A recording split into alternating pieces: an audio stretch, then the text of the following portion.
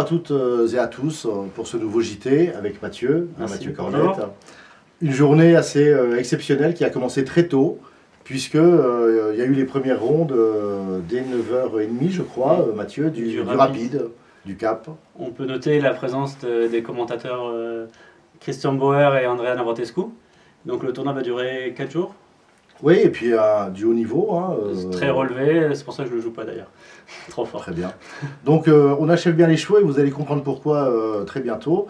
Donc ensuite, on a enchaîné avec les grands prix et tout ça, on en parlera demain. Mais surtout, donc le trophée. Donc il y a eu 2 rondes aujourd'hui.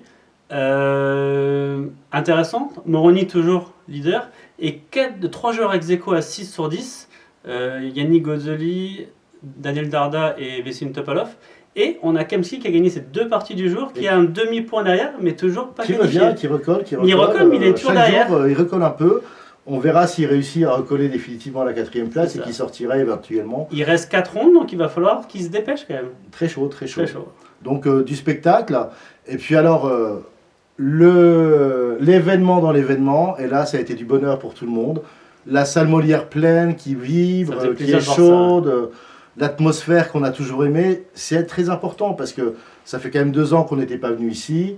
Ça nous donne des frissons à tous. Ça nous dit que oui, on revient petit à petit vers la normalité, je dirais, d'avant. Et puis ce match Karpov, 70 Morisi. Morisi, 14 ans, plus jeune grand maître français. Que tu connais bien. Que je connais très bien, je l'ai entraîné pendant plusieurs années. Mais match qui a tenu ses promesses. Donc c'était 2 parties aujourd'hui en 20 minutes.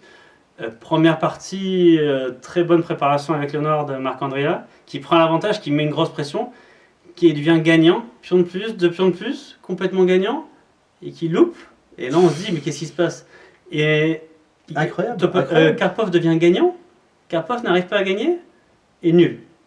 Ouais, donc des rebondissements étonnants, comme Romain l'a dit, qui a joué plusieurs fois contre Karpov ici, même y compris en match, demi-finale et autres. Il faut le tuer 2 fois. C'est ça, et quelle défense incroyable de Marc-Andrea l'a laissé échapper.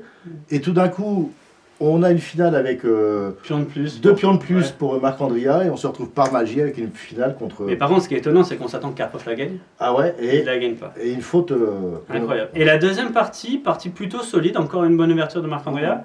Et là, il est un peu mieux. Et là, la gaffe. Et le seul coup qui perd. Le seul coup qui perd, grosse gaffe, roi G3. Voilà. Et il dit pas une position où il avait une pression en ayant très bien joué, abandon. Et 3 coups après, c'est fini pour Marc-Andrea, 0,5 sur 2. Avec 2 belles parties, donc j'espère qu'il va revenir revanchard demain. En même temps, ça va nous permettre de savoir quelles sont les ressources morales de Marc-Andrea.